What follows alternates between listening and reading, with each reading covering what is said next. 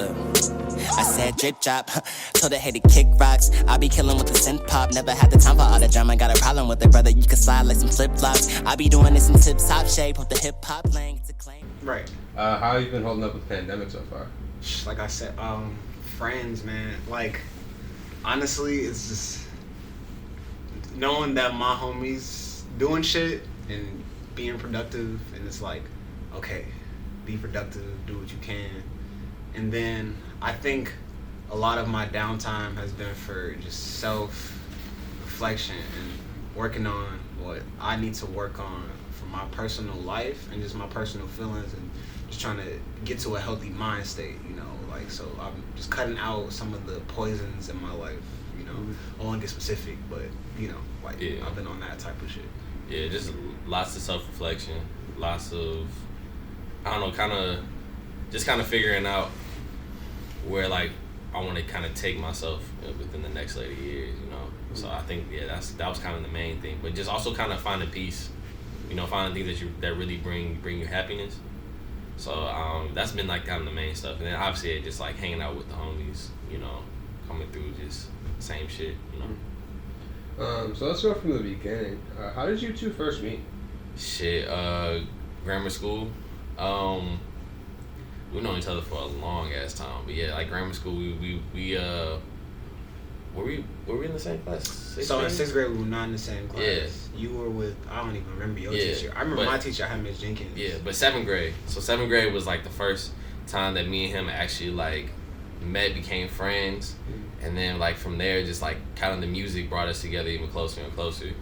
I was like the main motherfucker who was really on the music shit, and then like he like a lot of people in the class came in with me and because, you know, everybody was just interested in music, but he was the one that really like took it a step further and like kind of put more into the passion. I was actually late to the music shit. Yeah, but, like once I got into it, I don't know, like I believe in some zodiac shit.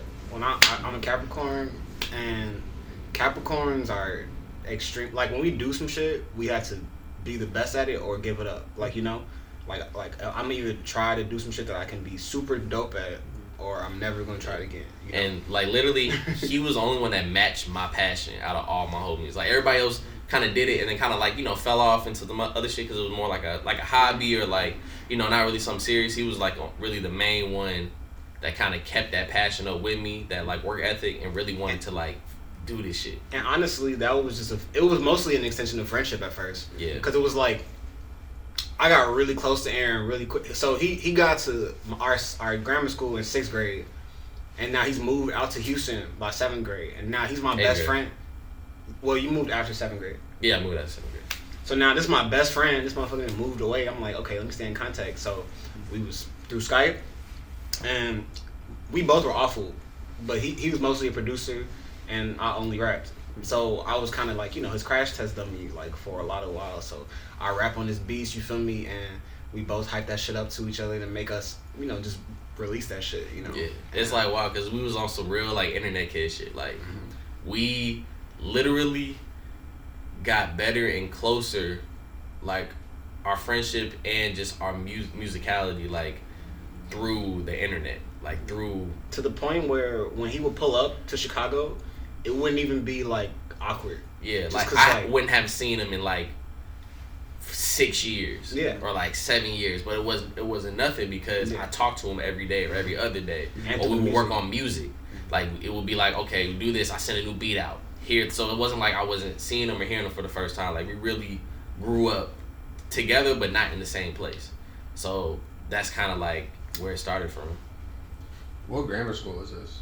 St. Sabina, South Side Chicago, like 78th Racine. Yeah. People call it Inglewood, it's technically Auburn Gresham, but yeah. All right, perfect. So like individually, who are some of your musical influences growing up? Shit, you wanna go? So let me see. Starting off, we can both say without a doubt Kendrick. Oh yeah, automatically Kendrick, and then by nature Pharrell, just off of the melodies. Shit, Usher was big for me growing up, young, like so. Yeah, that was. Yeah. Yeah, I mean, with me, like, definitely, you know, when Kanye, Kanye. and then with me, that what really kind of made me want to really produce, or kind of what brought real interest was Ryan Leslie.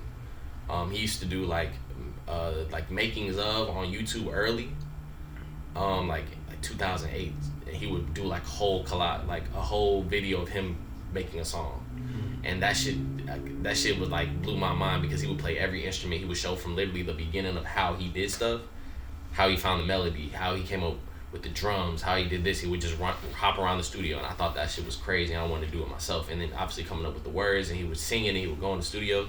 So I was trying to figure out how he did all that, and he was like one of the main reasons why I was like, okay, how do you like make these sounds all come together? So like, yeah, those are definitely like the biggest ones, without a doubt. Kanye, Ryan Leslie, and Pharrell.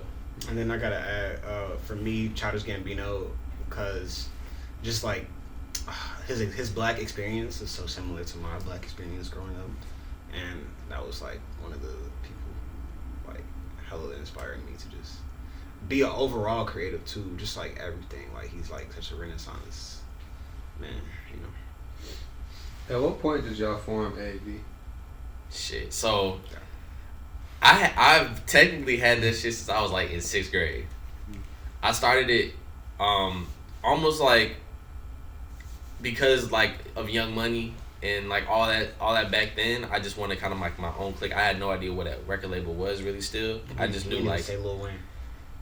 Well, I'm just saying, oh yeah, fuck. Yeah, Lil Wayne, without a doubt too. Lil Wayne, because our first time that we ever rapped was like my first time I ever wrote like a real rap was on a Lil Wayne beat, was on a Millie. So Lil Wayne was definitely a huge influence.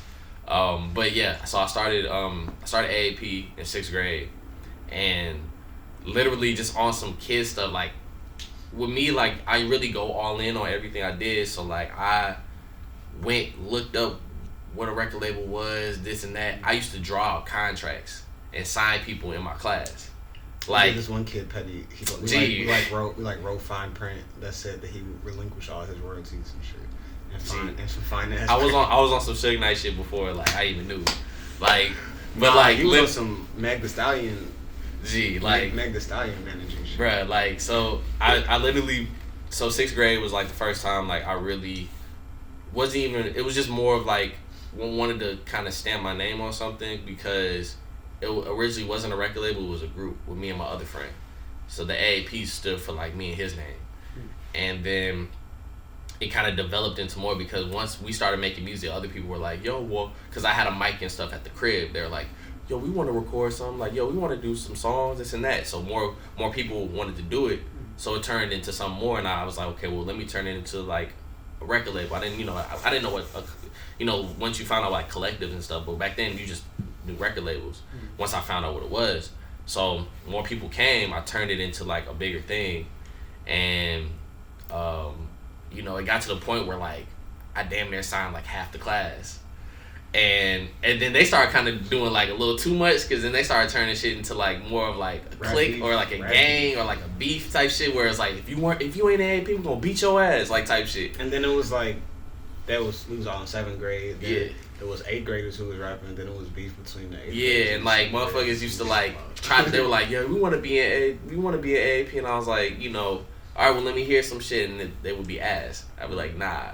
And so then they wouldn't fuck with me, and now it's like beef between the 7th and 8th graders, or beef between whoever don't fuck with me. And I was like, okay, nah, like I don't know if I want to do all that. So I ended up kind of downsizing it after that, and it ended up kind of being like the core people, which was like maybe like five or six people from my class, and that's like the main way it started.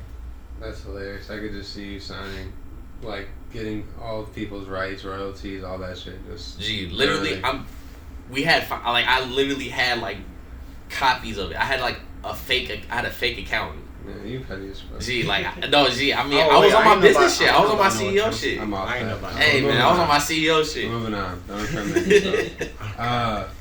So how were your individual college experience? I know you were at LMU, you were at U of I. How was your guys' time at those humble universities? For me, just humble. And it's a good humbling too, the type of humbling that created the type of artistic self-reflection that allowed me to just create through pain and shit. Like hard ass engineering classes, like terrible dating life, you know. And I could have, you know, suicidal thoughts at times, but then also like dope ass weekends of like debauchery, you feel me, at the same time. Like I puked my lungs out a bunch of times. It was cool. Got into shit, psychedelics and all that shit. I probably never would do that shit if I didn't go to college. So a lifetime's worth of experiences compared to what I had lived up to. Like if I took the experiences I had in the first 17 years of my life and then the 5 years of college I went to, it's like I probably lived 2 of those 17-year-old lives in that 5 years. Like, yeah, no, crazy. My shit, the total opposite. Literally total opposite. I had a great time as soon as I went to LA. I didn't get into any type of like really anything crazy. Like my freshman year was the first time I really like kind of was really just open to a lot of shit, but after that I knew what I wanted. I didn't get into like anything. I didn't get into drugs, alcohol, like psychedelics, nothing. But I had a great time, and that was the first time when I really kind of learned about music. That like that was the thing I really wanted to do, and they were really open. All my friends and people I met were so supportive and open to me, open to my music, and really people that didn't even really know me who would hear it and be like, oh, like, no, you for real. And they, even though at the time I wasn't, they're like, oh no, like yeah, this is actually super dope. You like, this is for real. I did a lot of shows, stuff out there, and that kind of gave me a lot of the confidence to be like, oh, this is something I can actually do. Yeah, that definitely happened at school too. Yeah, I definitely performed a lot, and like a lot of performing. Yeah, like it brought you confidence, and like that was identity. Definitely, like you end up, that's part of your identity now, like being known as an artist, and actually kind of getting that verification, because my school was really small, so it wasn't like an artist community. Yeah, and I never got treated like I knew I was on some shit when, like, you know, when people treat you like that guy who raps as opposed to no, this is Isaiah rapper, like it's over your head, like, you know, like artist, like it's you walk with that label over you, where it's like, you know, they didn't treat me like I'm IsaiahG, not Isaiah to people, you know. Yeah. People, and that's when I got wild. When people come to me like, yo, what's up, IsaiahG? Like I'm like, yo, yeah, like wild. before that I was like an online artist.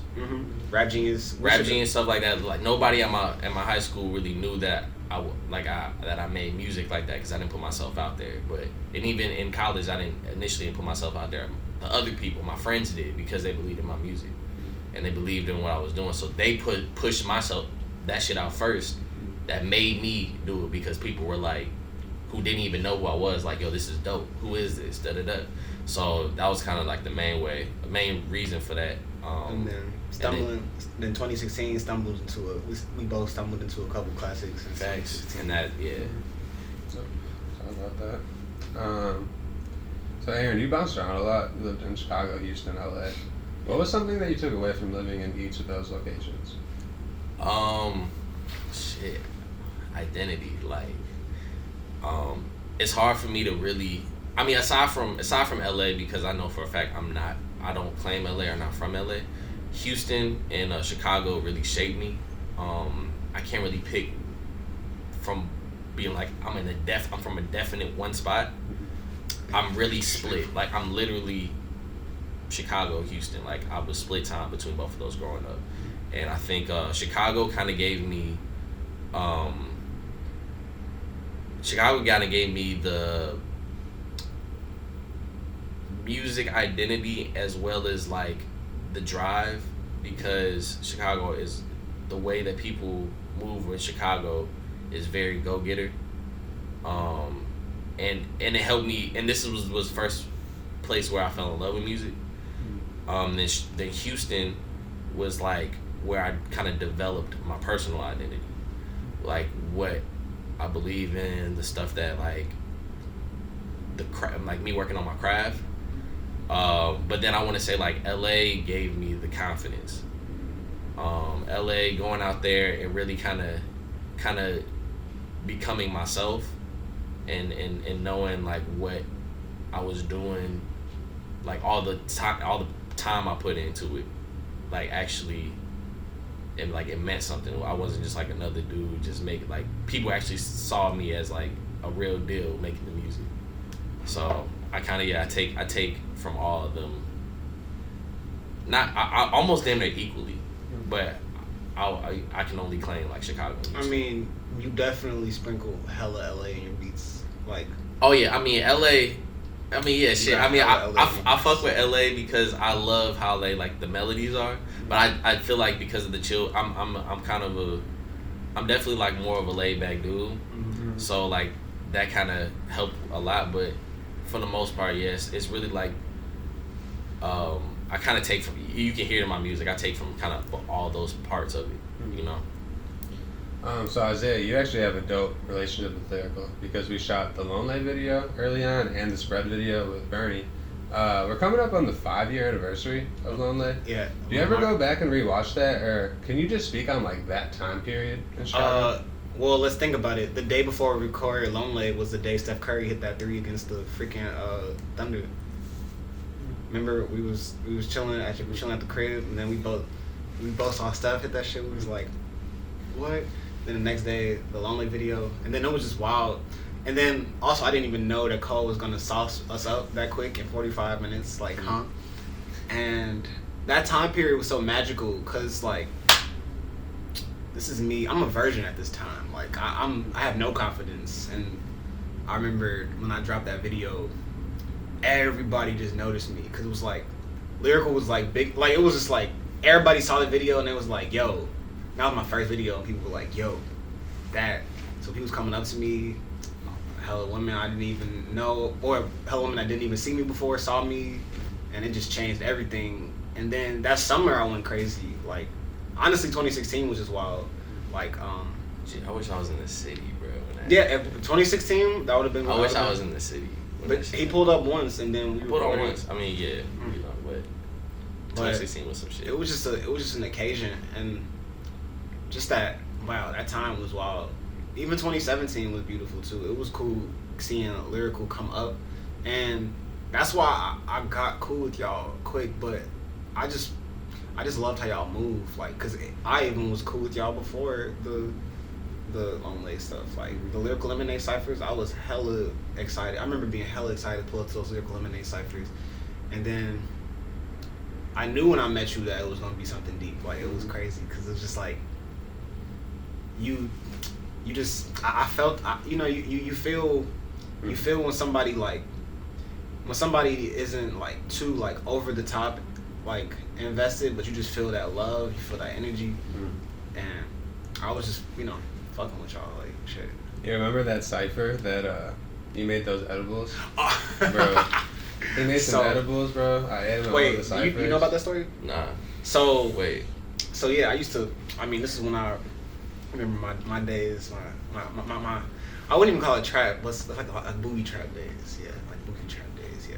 But I used to make edibles for people who had extremely high weed tolerance. Yeah. So like, I would give them to some people, and they would be texting me like, "Yo, I can't feel my toes." So it would happen like that. But me and Elliot took 2, and this batch particularly, I made even stronger than I expected. Like I digested it, and it started hitting immediately. I remember I seeing Elliot's face, was priceless. He's like, "Yo, wait, why do I feel it already?" I'm just like, "Oh, it's about to be a mission." And then somehow I rapped my verse at that cipher, and this Elliot just on the couch spaced out. Chilling, bro. For a minute. That was the Christmas cipher, bro. There was a couch. I don't know where we shot that, some random spot, but like, I was posted on the couch. Just it was that one? It's I like couldn't that move. warehouse. I remember where it was. I just don't remember whose that was, or like how. I don't even think it was was it even a private entity. Nah, it was like someone's crib or some shit. Right. I forget. That shit was interesting. Do you guys have a favorite song that you made together? together. Yeah, like that you guys made as a collective, or like as a duo. My favorite one's probably like that one you guys made with Saba was really dope. Yes, that's still one of my favorites. What's y'all's personal favorite though? I mean, if it's us, I don't know.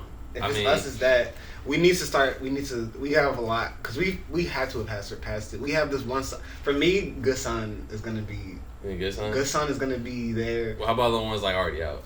You say yes. Well, Good Son is fire. What's we got down? Okay, so based on the ones out, I mean, yes, this is the best, right?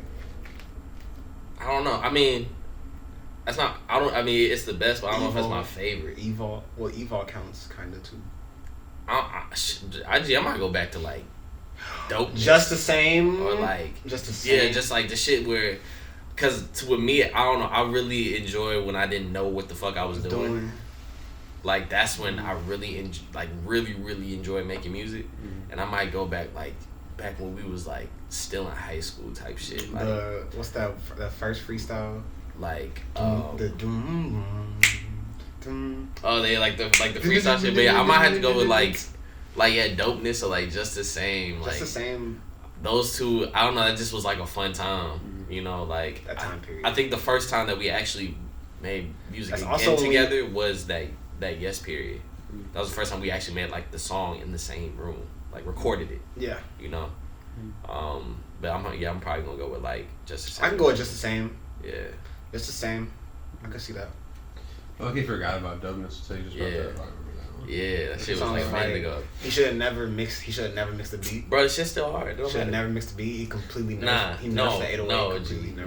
the shit's still hard. Like, no, the shit's still hard. 808 was disgusting at first. Shit is still hard.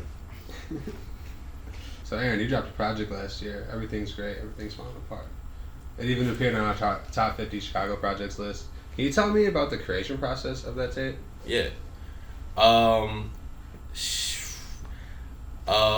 Lots of overthinking, lots of self-reflection, lots of I need to put some shit out. A lot of those songs, not a lot of them, but a good amount of them were already in the tuck. And I wanted to put something out, but it was going to be more of just kind of like singles. But I think once I kind of took all the songs I really liked, it made me form like an actual concept to it. And I wanted to, the more and more that I was working on the songs, it made me keep forming like it kept molding into an actual like just an actual concept that started making more and more sense. And each song was supposed to reflect like an emotion that like I felt at the time, or just an emotion that it's supposed to evoke for people. And then just the title of it went along with it. And it took me a minute because he knows like I'm a perfectionist. Like if it's not up to the par, I'm not gonna put it out like into my head. So I really had to like really work my way out of that, because if I wouldn't, it would have never came out. So it was just a lot of like almost like therapeutic putting it out, you know. But yeah, just the more and more I did it, like the creation of it came together. It literally until like the last day of me being like, oh, okay, hey yo, I'm gonna put it out, y'all. You know. Can you guys tell me how Outernet formed? Universe. Yeah. It's wild. Actually, the day that we actually like made the decision, he wasn't even there. Yeah. Like he was in school.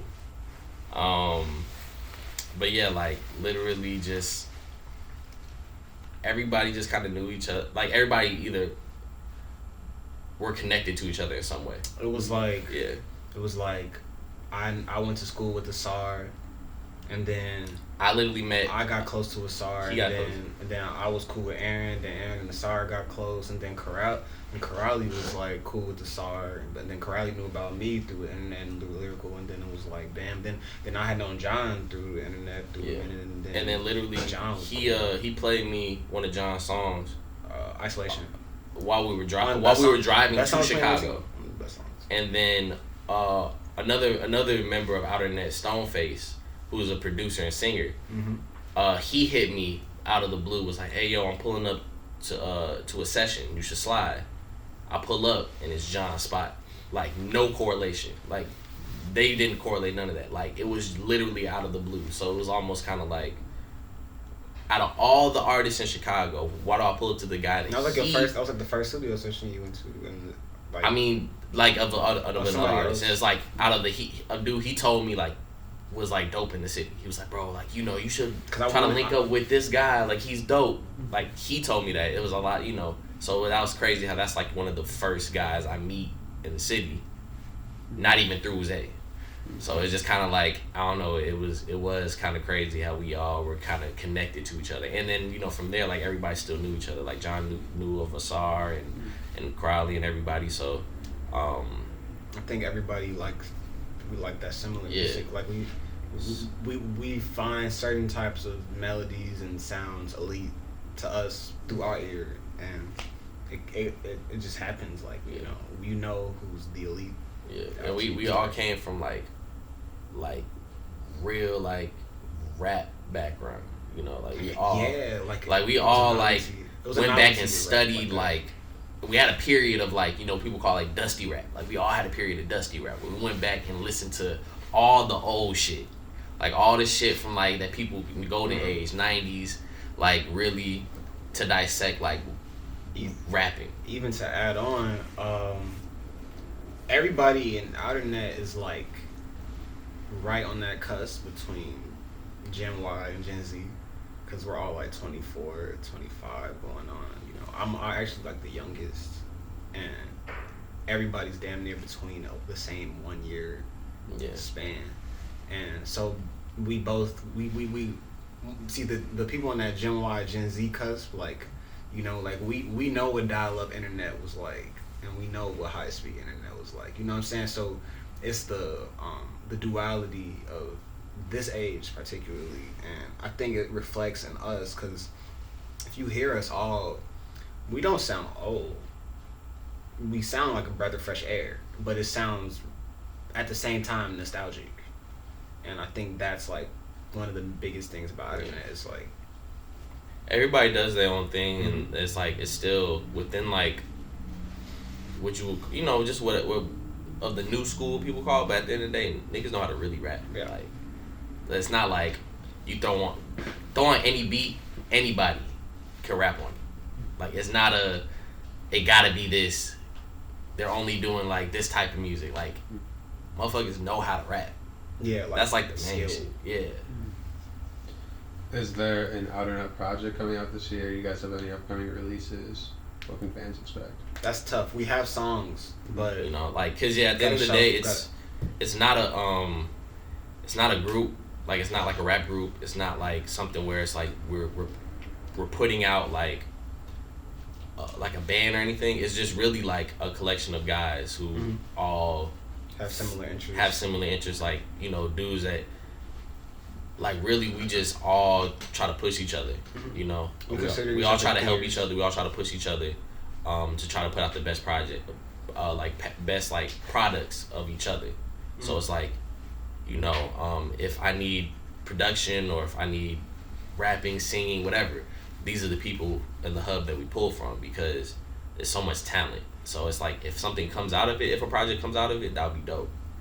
But the main thing was really just kind of getting a hub of artists together, like the Soulquarians, like get a support system. Like it was never a Soulquarian album, but everybody in that like collective touched something, like that's like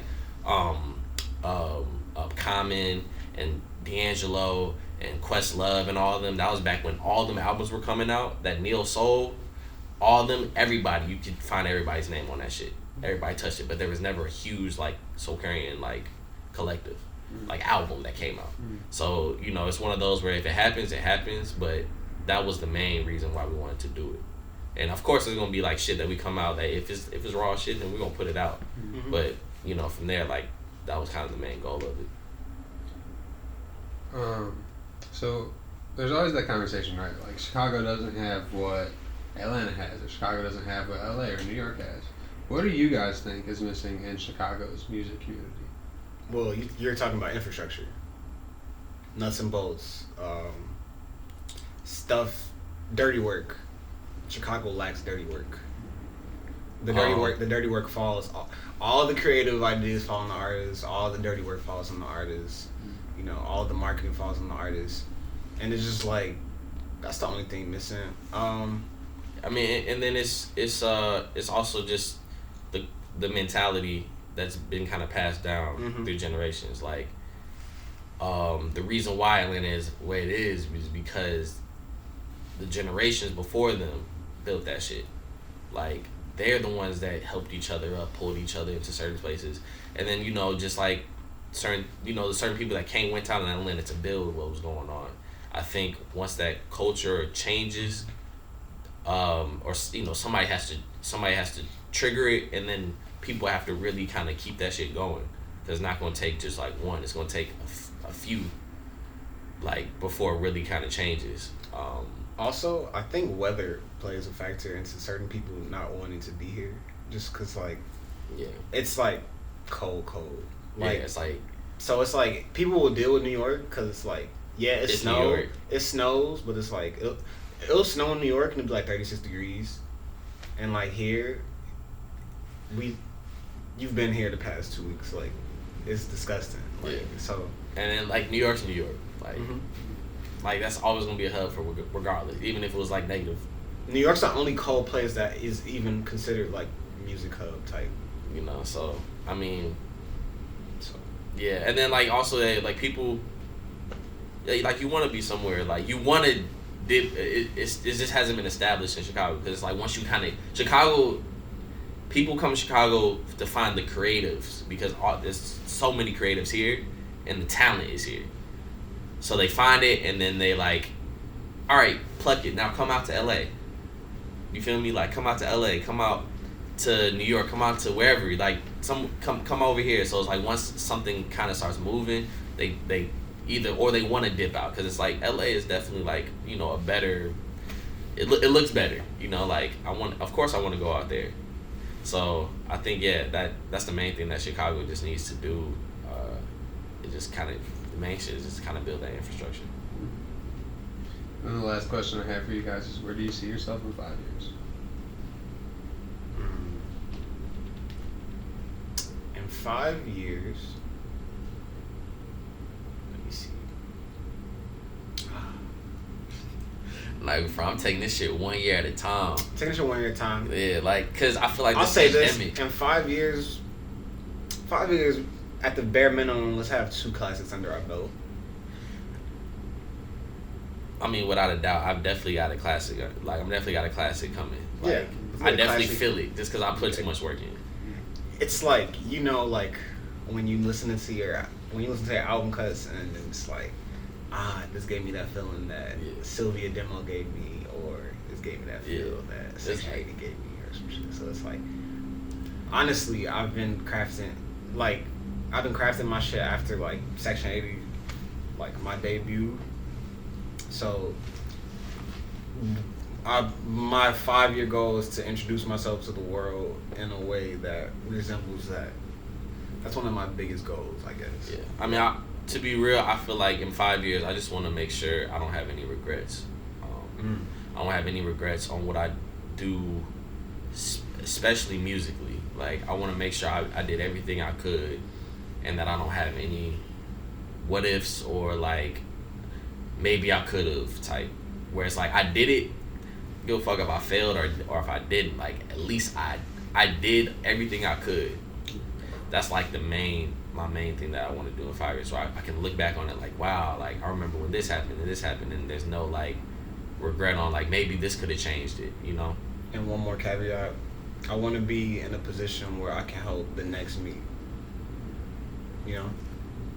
That's the thing, like, cause I just imagine like cause I know coming up in high school, my basketball coach was a rapper, and he put Kendrick Lamar in my ear. Washed this nigga on a record. Yeah, I don't know. Man. Gee, he washed you. I don't know. He let a 35-year-old wash his ass. I was 15, but that's the thing though. He he told me I used to come up to him, show him my shit in school. He'd tell me like, oh yeah, do this and that. He would always tell me, rap your ass off, but talk to your audience. So I want to be able to coach the next me because I know I got a lot to say, specifics to help artists. So that's like probably up there.